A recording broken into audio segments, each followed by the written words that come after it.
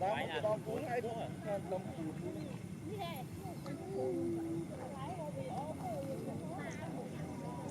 khơi mà em khơi nhỉ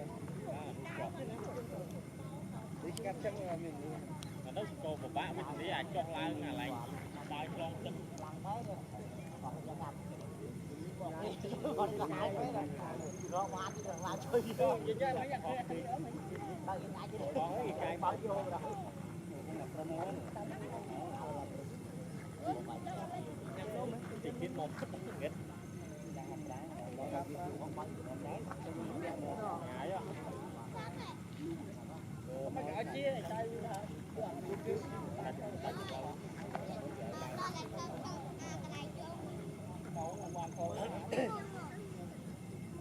tranh cho mua chia lại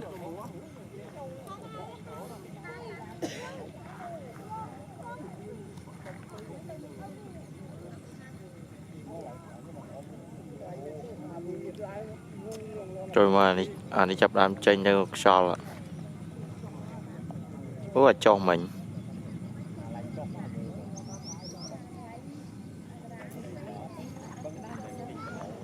sao vậy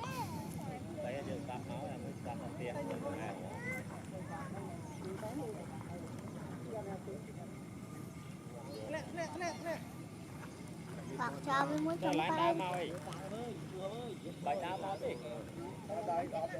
Biết là lái cái chồng.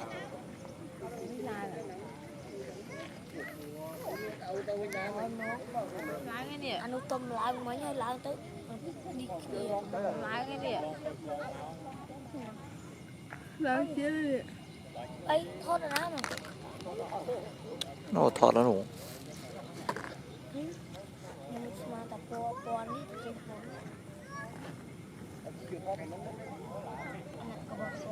còn mà đó ăn trong thứ đá